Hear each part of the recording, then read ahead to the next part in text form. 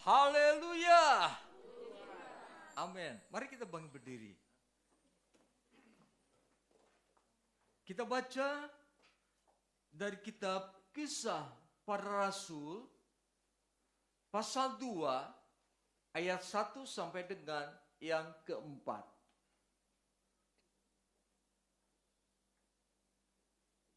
Kita baca bersama-sama dengan suara yang keras. 3, 2, 1. Ketika tiba hari Pentakosta, semua orang percaya berkumpul di satu tempat. Tiba-tiba turunlah dari langit suatu bunyi seperti tiupan angin keras yang memenuhi seluruh rumah di mana mereka duduk. Dan tampaklah kepada mereka lidah-lidah seperti nyala api yang bertebaran dan hinggap pada mereka masing-masing. Maka penuhlah mereka dengan Roh Kudus, lalu mereka mulai berkata-kata dalam bahasa-bahasa lain seperti yang diberikan oleh Roh itu kepada mereka untuk mengatakannya. Ulangi ayat yang keempat. Maka penuhlah mereka dengan Roh Kudus, lalu mereka mulai berkata-kata dalam bahasa lain seperti yang diberikan oleh Roh itu kepada mereka untuk mengatakannya. Puji Tuhan, silakan duduk. Di dalam ayat yang kedua dan ketiga, di sana dikatakan, tiba-tiba turunlah dari langit suatu bunyi seperti tiupan angin keras yang memenuhi seluruh rumah di mana mereka duduk. Dan tampaklah kepada mereka lidah-lidah seperti nyala api yang bertebaran dan hinggap pada mereka masing-masing. Apa yang terjadi pada saat itu pernah terjadi 1500 tahun sebelum Kristus lahir. Mari kita perhatikan Keluaran pasal 19 ayat yang ke-9.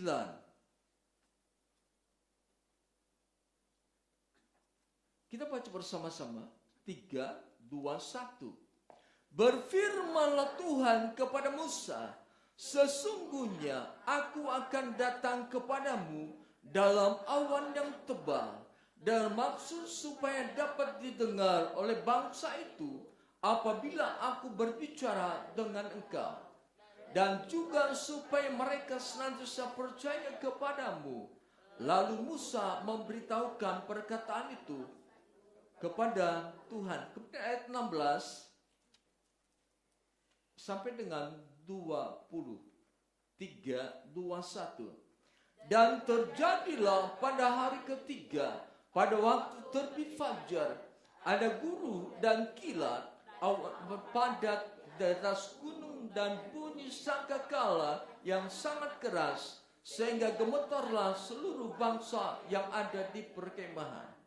Lalu Musa membawa bangsa itu keluar dari perkemahan untuk menjumpai Allah, dan berdirilah mereka pada kaki gunung. Gunung Sinai ditutupi seluruhnya dengan asap, karena Tuhan turun ke atasnya dalam api. Asapnya membubung seperti asap dari dapur, dan seluruh gunung itu gemetar sangat. Bunyi sangkakala kian lama kian keras. Berbicara Musa, lalu Allah menjawab dalam guru. Lalu turunlah Tuhan ke atas gunung Sinai, ke atas puncak gunung itu. Maka Tuhan memanggil Musa ke puncak gunung itu, dan naiklah Musa ke atas gunung. Ketika Allah menampakkan diri kepada bangsa Israel, perjumpaan Allah dengan umat menuntut kekudusan dalam kehidupan umat. Allah yang Maha Suci mau menjumpai bangsa Israel, tetapi Allah menuntut bangsa Israel untuk menyucikan kehidupannya. Dengan kata lain, kalau Allah mau menjumpai mereka, maka bangsa Israel harus membereskan kehidupannya. Kalau Allah ingin bertemu dengan mereka, bangsa Israel harus menguduskan di dalam seluruh aspek kehidupannya. Kalau Allah ingin berjumpa dengan bangsa Israel harus hidup benar di hadapan Allah. Allah menuntut kepada bangsa Israel, hai bangsa Israel, aku turun menjumpaimu. Tetapi jika engkau ingin mendengar suaraku, jika engkau ingin merasakan kehadiranku, engkau harus hidup di dalam kekudusan. Engkau harus hidup di dalam kehidupan yang benar. Engkau harus berupaya hidup sesuai dengan firman Tuhan. Kekudusan, kehidupan yang benar, kehidupan yang layak di hadapan Tuhan saat ini menjadi kehidupan yang sulit untuk dilakukan oleh umat Tuhan. Hal ini merupakan satu beban dalam kehidupan umat-umat Tuhan. Dan mereka berkata, saya mengiring Tuhan kau banyak peraturan-peraturan. Saya mengiring Tuhan kau banyak sekali yang Tuhan tuntut dalam kehidupan saya. Memang sebagai umat, kita harus berkata, saya harus menyesuaikan diri dengan kehendak Tuhan. Saya harus menyesuaikan diri dengan firman Tuhan. Sukar untuk hidup sesuai dengan perintah Tuhan. Maunya kita hidup menurut kemauan diri sendiri. Maunya kita hidup menurut apa yang kita pikirkan dan rasakan. Bagi orang dunia itu tidak menjadi masalah. Tetapi bagi setiap orang yang percaya, setiap orang yang mengaku bahwa Yesus adalah Tuhan dan Juru Selamat, mutlak dia harus berupaya hidup kudus di hadapan Tuhan. Saudara yang kasih dalam nama Yesus Kristus, pada saat Allah turun, Gunung Sinai dipenuhi dengan kemuliaan Allah. Dan bangsa Israel bisa mendengar suara Allah. Apabila seseorang ingin mendengar suara Allah, harus hidup di dalam kekudusan. Harus hidup benar di hadapan Tuhan. Harus berupaya menjauhkan segala bentuk dosa dari dalam kehidupannya. Sebab Allah Maha Kudus. Allah akan berbicara kepada setiap orang yang benar di hadapannya. Hidup kudus di hadapan Allah. Saudara, tidak mungkin seseorang yang hidup tidak benar di hadapan Allah, tidak hidup di dalam kekudusan, dan dia merindukan Allah berbicara kepadanya. Firman Allah yang baru kita baca dengan jelas menyatakan bahwa Allah menginginkan umatnya hidup kudus, hidup benar di hadapannya, sehingga Allah turun. Allah berbicara kepada mereka dan mereka mendengar suara Allah. Di dalam Keluaran pasal 20, Allah turun di Gunung Sinai. Allah turun menjumpai umatnya untuk apa? Untuk memberikan perintah, untuk memberikan firman, supaya umatnya hidup sesuai dengan firman Allah, supaya umatnya hidup sesuai dengan apa yang Tuhan kehendaki. Hadirnya Allah dalam kehidupan kita. Kita harus hidup di dalam kekudusan. Kita harus hidup benar di hadapan Allah sesuai dengan firman Allah. Dan pada saat kita hidup di dalam kekudusan, hidup di dalam kehidupan yang benar di hadapan Allah, Allah akan berfirman kepada kita. Untuk apa Allah berfirman kepada kita? Supaya kita tahu mana yang harus kita lakukan, mana yang harus kita perbuat, mana yang harus kita pikirkan, sehingga pemikiran kita, perbuatan kita tidak menjadi serupa dengan dunia ini, tetapi serupa dengan apa yang Tuhan katakan. Keluaran pasal 20 ayat 1 sampai dengan 17. Allah memberikan firman kepada bangsa Israel. Hei bangsa Israel, inilah kehidupan yang harus engkau lakukan. Inilah kehidupan yang kau inginkan terjadi dalam dirimu. Mengapa Allah berkata demikian? Mari kita perhatikan Keluaran pasal 19. Keluaran pasal 19 ayat 5 dan 6. Demikian dikatakan firman Allah.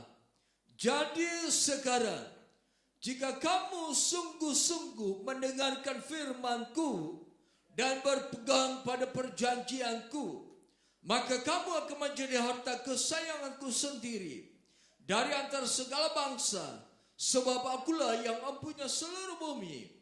Kamu akan menjadi bagiku kerajaan imam dan bangsa yang kudus. Inilah semuanya firman yang harus kau katakan kepada orang Israel. Allah berfirman, Allah memberikan perintah, Allah memberikan 10 hukumnya kepada bangsa Israel, supaya bangsa Israel hidup sesuai dengan perintah Allah, supaya bangsa Israel hidup sesuai dengan keinginan Allah. Pada saat mereka hidup sesuai dengan firman Allah, firman Allah katakan, jika kamu sungguh-sungguh mendengarkan firman-Ku dan berpegang pada perjanjian-Ku. Jika engkau sungguh-sungguh mendengar firman Allah dan engkau berpegang pada firman Allah, maka engkau akan menjadi harta kesayangan-Ku sendiri. Engkau akan menjadi umat-Ku yang Kukasihi. Inilah kebenaran firman Allah yang harus kita perhatikan. Bahwa pada saat firman Allah datang kepada kita, yang Allah inginkan, ikuti firman Tuhan, lakukan firman Tuhan. Pasal 2 ayat 1 sampai dengan yang keempat. Pentakosta terjadi 2000 tahun yang lalu. Jadi peristiwa Tuhan menampakkan diri di Gunung Sinai adalah peristiwa yang 3500 tahun yang lalu. Dan sampai saat ini kita masih memperingati hari Pentakosta ini. Dengan kata lain bahwa firman Allah terus berlaku sepanjang kehidupan kita. Firman Allah terus harus menjadi bagian dalam kehidupan kita. Kisah Para Rasul pasal 2 ayat yang keempat. Maka penuhlah mereka dengan Roh Kudus, lalu mereka mulai berkata-kata dalam bahasa-bahasa lain, seperti yang diberikan oleh Roh itu kepada mereka untuk mengatakannya. Kalau peristiwa dalam Keluaran pasal 19, di sana Allah menampakkan diri. Allah berbicara kepada Musa dan bangsa Israel mendengar suara Allah. Di sana Allah memberikan firman kepada mereka supaya mereka hidup sesuai dengan firman Allah. Dan di dalam Kisah Para Rasul pasal 2 ayat yang keempat, di sana dikatakan, maka penuhlah mereka dengan Roh Kudus. Artinya Allah yang di dalam Keluaran pasal 19 adalah Allah yang bertahta di dalam surga, kemudian turun menampakkan diri kepada umatnya di Gunung Sinai.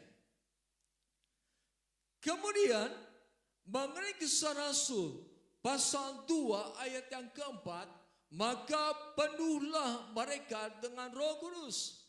Artinya Allah yang dinyatakan dalam Kisah Rasul pasal 2 ayat yang keempat, kita berbicara tentang Allah Roh Kudus. Jadi Allah di dalam perjanjian lama adalah Allah yang bertahta di dalam kerajaan surga.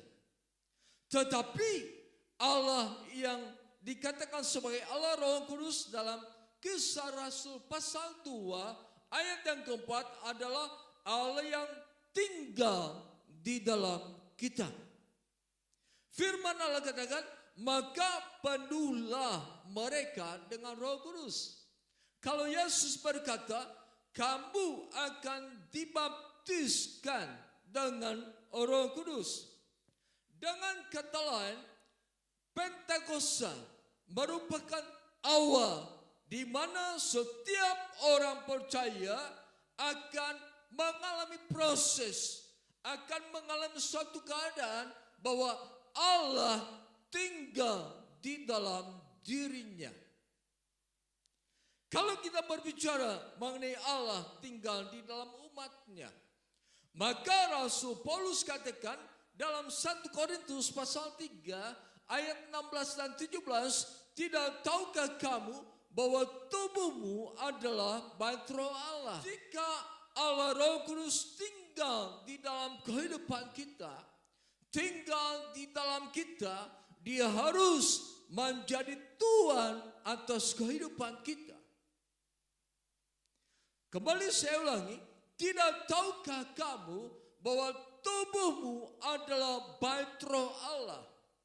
Artinya Roh Allah tinggal di dalam kehidupan kita. Kita masing-masing memiliki tempat tinggal. Pada saat salah satu bagian tempat tinggal kita mengalami kerusakan, kita tentu akan memperbaiki kerusakan tersebut. Misalnya, kayu-kayu yang ada di rumah kita sudah dimakan rayap. Kita sebagai tuan rumah pasti akan berupaya bagaimana membasmi rayap tersebut supaya kayu itu tidak dirayapin dan tidak menjadi rusak. Kalau rumah kita gentengnya mengalami kerusakan, bocor, kita sebagai tuan rumah akan berupaya memperbaiki genteng yang bocor tersebut, sehingga rumah kita dalam keadaan aman. Kalau pintu rumah kita dalam keadaan rusak, kita berupaya memperbaiki pintu tersebut. Kalau peralatan rumah tangga kita ada yang rusak, kita berupaya untuk memperbaiki atau menggantinya. Demikian pengertian Allah Roh Kudus tinggal di dalam umatnya. Untuk apa? Untuk memperbaiki kehidupan umatnya yang rusak di hadapan Allah. Untuk memperbaiki kehidupan yang tidak benar di hadapan Allah.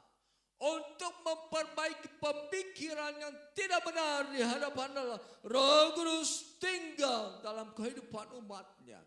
Yang menjadi masalah, apakah umatnya mau diperbaiki oleh Roh Kudus?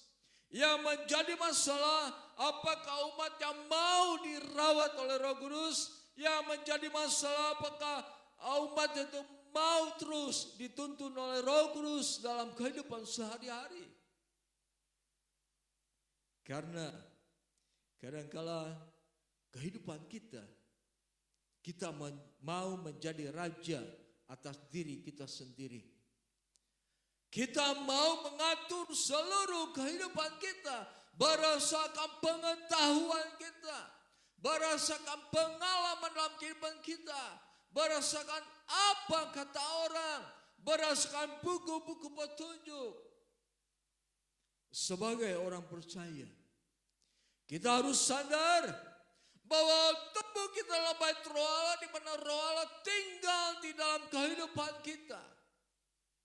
Dengan demikian harus kita menyadari bahwa pusat kehidupan kita harus bertumpu kepada Roh Kudus itu. Sebab Dia ada di dalam diri kita dan Dia akan terus merawat kehidupan kita. Dia akan terus membersihkan kehidupan kita. Dia akan terus memperbaiki kehidupan kita. Itulah yang terjadi pada hari Pentakosta. Maka penuhlah mereka dengan Roh Kudus. Yang kedua, Yohanes pasal 16 ayat 13. Tetapi apabila ia datang, yaitu Roh kebenaran, ia akan memimpin kamu ke dalam seluruh kebenaran, sebab ia tidak akan berkata-kata dari dirinya sendiri, tetapi segala sesuatu yang didengarnya, itulah yang akan dikatakannya, dan ia akan memberitakan kepadamu hal-hal yang akan datang. Pentakosta yang kedua berarti dimulainya kehidupan umat Tuhan yang akan terus dibawa kepada kebenaran. Mengapa Roh Kudus akan membawa umatnya kepada seluruh kebenaran? Sebab Roh Kudus adalah dikatakan sebagai penolong. Dia adalah Roh kebenaran yang akan membawa setiap orang percaya kepada seluruh kebenaran Allah. Jadi kehidupan kita bukan berdasarkan apa yang manusia katakan. Kehidupan kita bukan berdasarkan kebenaran manusia, tetapi kehidupan kita adalah kehidupan yang akan terus dipimpin oleh Roh Kudus menuju kepada suatu kehidupan yang benar di hadapan Allah. Dengan adanya Roh Kudus dalam diri kita, Roh kebenaran dalam diri kita, maka Roh itu terkoneksi dengan Allah. Roh Kudus terkoneksi dengan Allah. Artinya kita bisa tahu siapa Allah yang sesungguhnya. Bukan kata orang, tetapi Roh Kudus akan membawa kita untuk mengenal Allah secara benar. Roh Kudus adalah Roh kebenaran. Ketika kita hidup di dalam kebenaran Allah, ketika kita hidup sesuai dengan apa yang Roh Kudus kehendaki, berarti kita sedang dibawa kepada Allah. Roh Kudus akan membawa kita kepada Allah, dan pada saat ada koneksi antara kita dengan Allah, maka di sana dikatakan apa yang tidak pernah kita dengar, apa yang tidak pernah kita lihat, apa yang tidak pernah kita minta akan diberikan kepadamu. Jadi orang-orang yang hidup di dalam kebenaran, ketika dia tidak meminta sesuatu kepada Tuhan, Tuhan bisa memberikan kepadanya. Ketika tidak ada rencana, tidak ada pemikiran untuk mendapatkan sesuatu, Tuhan bisa dengan tiba-tiba memberikan kepada umatnya. Oleh sebab itu, kehidupan yang benar adalah kehidupan yang sangat kita butuhkan dalam kehidupan ini. Supaya apa? Allah bekerja dalam kehidupan kita. Kehidupan yang benar harus menjadi bagian dalam kehidupan kita. Supaya apa? Allah terus menyatakan cintanya kepada kita.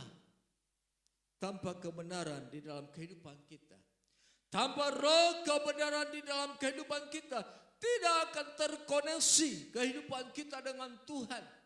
Sebab yang mengetahui Tuhan adalah roh Tuhan. Roh manusia tidak bisa mengetahui tentang roh Tuhan. Manusia tidak bisa mengetahui siapa Allah. Tetapi bagi orang percaya, kita bisa menyelidiki, bisa mengetahui tentang Allah. Sebab ada roh yang menyelidiki tentang keadaan Allah. Rasul Paulus katakan, Roh Kudus yang ada di dalam dirimu, dialah yang akan menyelidiki tentang Allah. Menyelidiki segala sesuatu yang tersembunyi di dalam Allah. Oleh sebab itu, orang yang dipenuhi dengan Roh Kudus, orang yang di dalam dirinya ada Roh Kudus, bisa mengerti rencana Allah, bisa mengerti maksud Allah, bisa mengerti masa yang akan datang. Jadi ketika roh kebenaran hadir dalam kehidupan umat percaya, ketika Roh Kudus hadir dalam kehidupan orang percaya, maka roh Allah akan terus memantau kehidupan kita. Roh Allah akan terus memberikan kepada kita apa yang Allah inginkan terjadi dalam kehidupan kita. Sebab itu, hiduplah benar sesuai dengan firman Tuhan. Supaya Allah hadir dalam kehidupan kita, Allah memimpin kehidupan kita, dan Allah selalu membawa kita kepada kebenaran. Allah tidak akan bekerja dalam kehidupan yang tidak benar. Allah tidak akan berfirman kepada orang yang tidak benar. Hanya kepada orang yang hidup di dalam kebenaran, Allah akan berfirman. Sehingga orang benar tidak akan berkata, tidak akan bertanya, bagaimana tentang nasibku? Bagaimana tentang keluargaku? Bagaimana tentang bisnisku? Bagaimana tentang masa depanku? Mereka tidak akan pernah berkata, sebab Allah akan terus memberitahu, ini tentang keluargamu, ini tentang masa depanmu, ini tentang pekerjaanmu, ini tentang mata pencarianmu. Allah akan memberitahu kepada mereka yang hidup di dalam kebenaran firman Allah. Bagaimana kita mengetahui tentang kebenaran Allah? Bagaimana kita tahu tentang segala sesuatu yang tersembunyi di dalam diri Allah? Lewat firman Tuhan. 2 Timotius pasal 3 ayat 16, sebuah yang diilhamkan oleh Allah. Semua yang diilhamkan oleh Allah.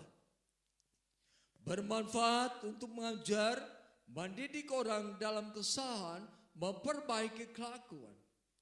Jadi lewat firman Allah, Roh Kudus akan berbicara.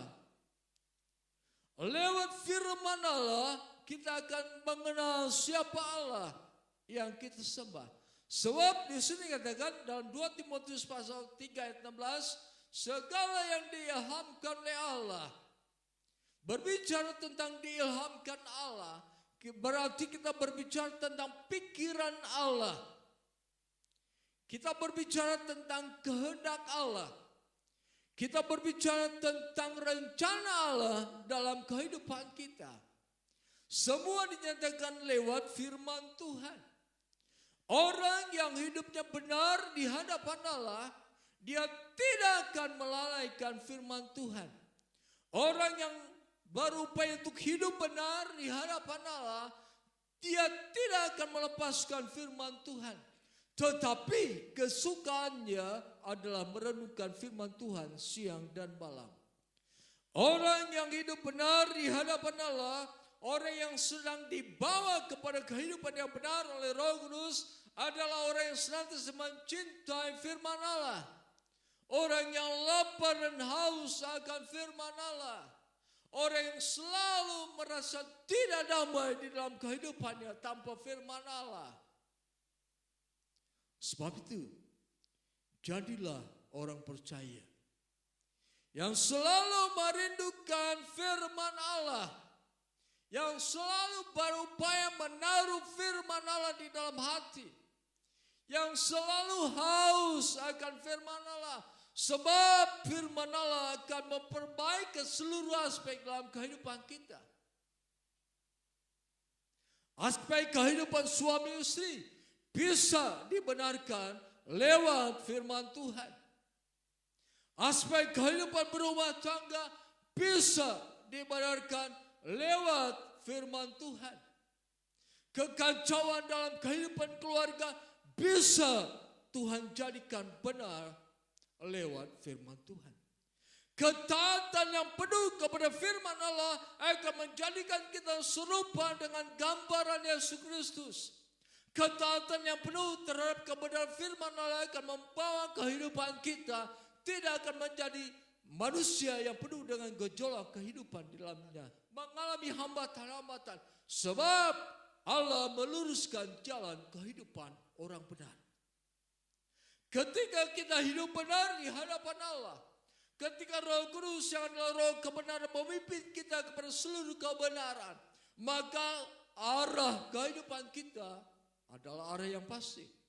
Dan tidak akan ada satu hambatan dalam kehidupan kita, sebab Allah meluruskan jalan kehidupan kita.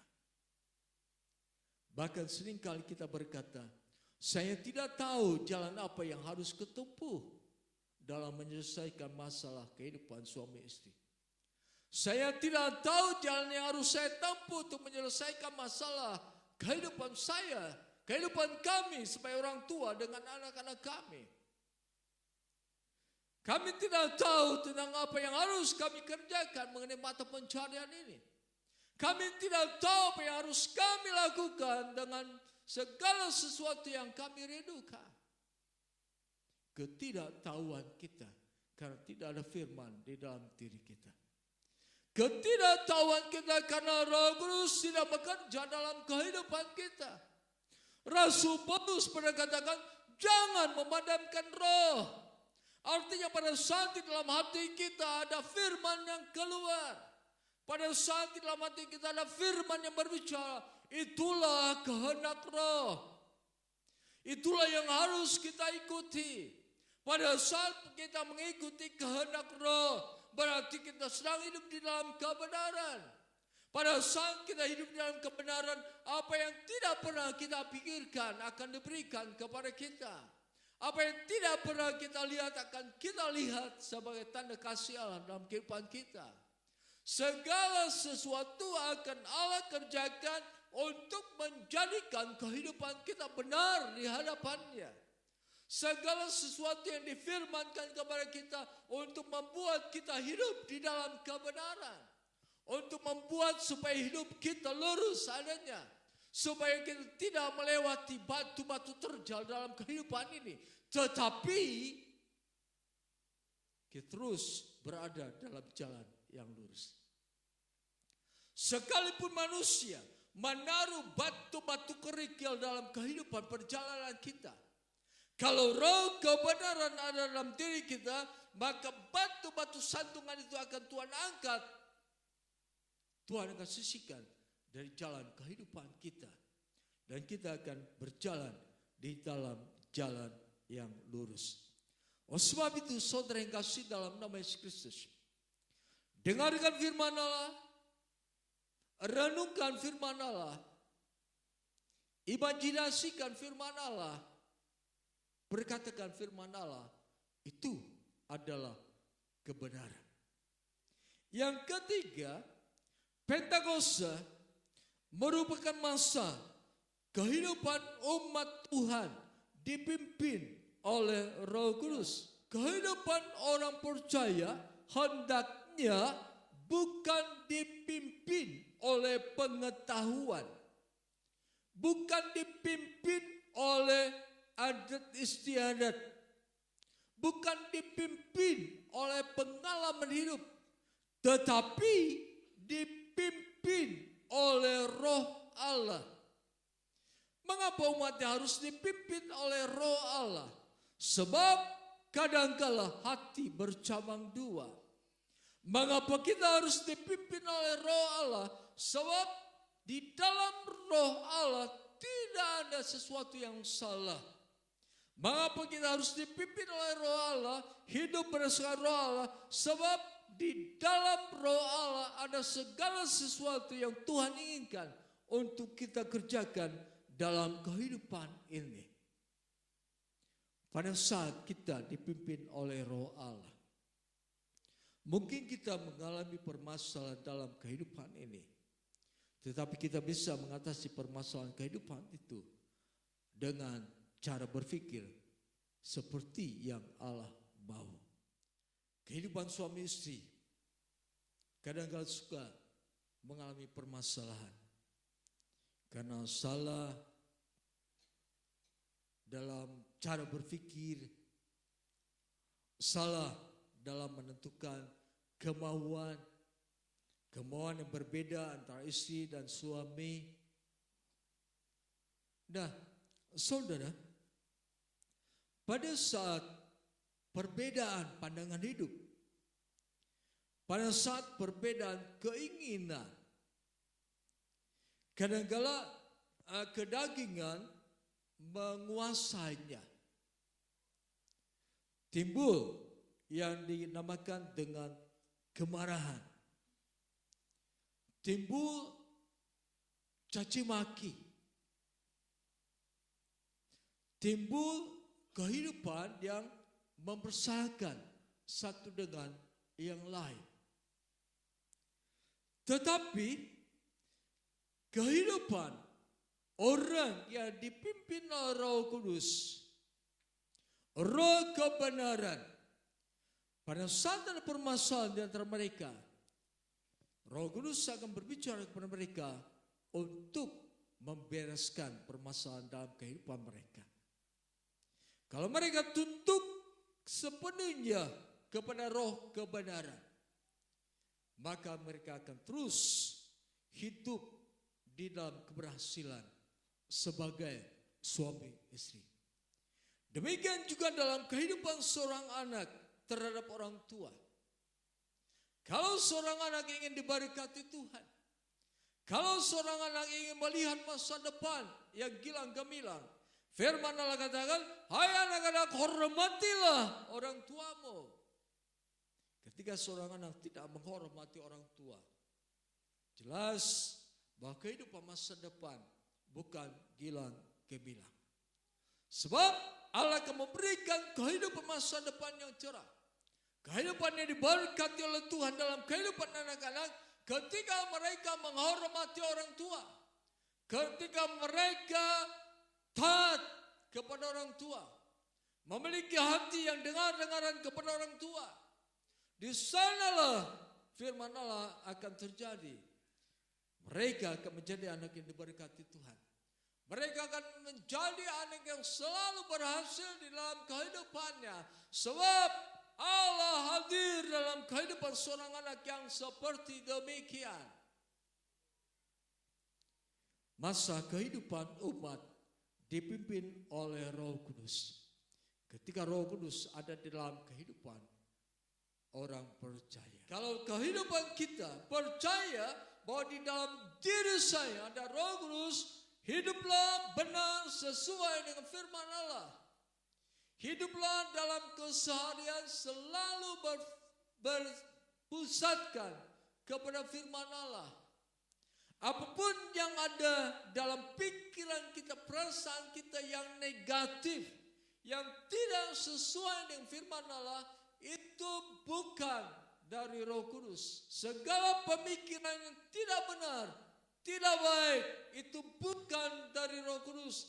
Harus kita buang. Sadar bahwa di dalam kita ada Roh Kudus. Roh Kudus sedang membawa kita kepada seluruh kebenaran Allah. Untuk membawa kita sempurna di hadapan Allah. Sadar Roh Kudus tinggal di dalam kita semua. Untuk apa? Untuk memimpin kita.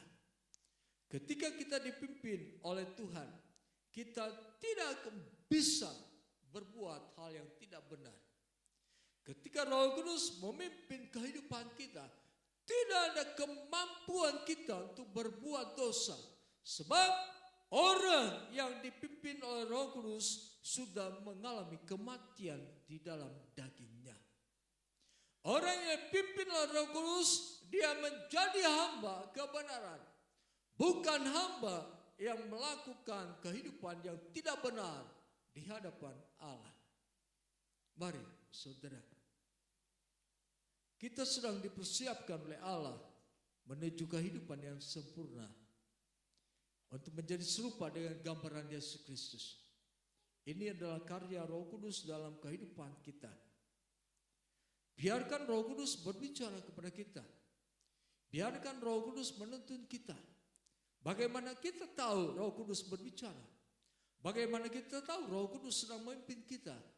Ada selalu lahir firman Tuhan dalam pikiran kita. Akan selalu timbul firman Tuhan dalam hati kita. Itulah Roh Kudus. Ikuti saja. Ikuti dan ikuti. Ikuti apa yang Roh Kudus katakan dalam hati kita. Dalam pikiran kita.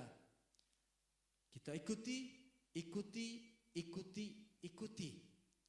Maka apa yang tidak pernah kita pikirkan, apa yang tidak pernah kita dengar, apa yang tidak pernah kita lihat, semua akan diberikan kepada kita.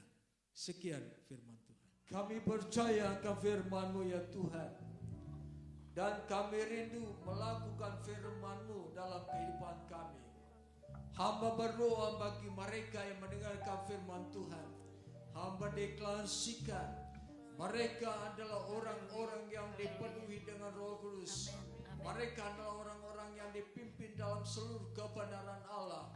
Mereka adalah orang-orang yang selalu taat kepada pimpinan Roh Kudus. Di dalam nama Yesus terjadi dalam kehidupan mereka. Dan kami percaya apa yang tidak pernah mereka pikirkan, apa yang tidak pernah mereka lihat, apa yang tidak pernah mereka pinta, semua akan Allah berikan kepada mereka. Permasalahan-permasalahan yang sedang mereka hadapi tidak akan menggoncangkan kehidupan mereka. Permasalahan-permasalahan yang mereka hadapi tidak akan mengacaukan kehidupan mereka. Permasalahan-permasalahan yang sedang mereka hadapi tidak akan menjadikan mereka lemah, sebab ada Roh Kudus di dalam dirinya. Dan hamba berdoa dalam nama Yesus, Roh Kudus menguatkan mereka semua. Terjadilah dalam nama Yesus Kristus. Hamba berdoa dalam nama Yesus, biarlah kuat kuasa Allah di dalam kehidupan mereka, sehingga mereka tidak menjadi orang lemah, tidak menjadi orang yang putus harapan, tidak menjadi orang yang mudah goyah, melainkan mereka tetap menjadi orang Kristen, orang percaya yang kokoh berdiri, sebab ada Roh Allah dalam diri mereka. Terima kasih Tuhan. Pada siang hari ini kami berdoa untuk Yesa yang dalam keadaan sakit. Di dalam nama Yesus, Tuhan akan jamah dan memberikan kesembuhan. Kami percaya oleh bilur-bilur Yesus, dia dijadikan sembuh. Demikian juga bagi saudara-saudara kami yang mungkin dalam keadaan sakit Tuhan. Di dalam nama Yesus, kami di tempat yang berdoa untuk mereka. Disembuhkanlah mereka oleh kuasa-Mu Tuhan, sesuai dengan firman-Mu, bahwa kami disembuhkan oleh bilur-bilur Yesus. Terpuji nama Tuhan. Kami serahkan seluruh kehidupan kami ke dalam tangan Tuhan. Kami ingin percaya Allah terus mengasihi kami, dan kami menjadi umat-umat yang dikasihi Allah. Berkati kehidupan jemaat di tempat ini, mata pencarian, usaha dagang, pekerjaan mereka, dimanapun mereka melakukannya, diberkati oleh Tuhan. Diberkati kesehatan tubuh jasmani mereka. Mereka selalu sehat, mereka selalu tampak segar. Dalam nama Yesus terjadilah. Diberkatilah keuangan pribadi mereka, diberkatilah keuangan keluarga. Dalam nama Yesus, segala sesuatu yang Tuhan cukupkan dalam kebutuhan sandang dan pangan. Dalam nama Yesus, terciptalah dalam kehidupan mereka kehidupan yang terus mencari terlebih dahulu kerajaan Allah dan kebenarannya. Terima kasih Tuhan, terpuji nama Tuhan. Saudara yang kasih dalam nama Yesus Kristus, terimalah damai sejahtera anugerah berkat Allah, cinta kasih Yesus Kristus, kekuatan penghiburan pertolongan dari Allah Roh Kudus, kiranya menyertai kita mulai saat ini sampai kedatangan Yesus Kristus yang kedua kali ke dalam dunia ini. Dalam nama Tuhan Yesus kami berdoa. Haleluya. Amin. Amin. Puji Tuhan.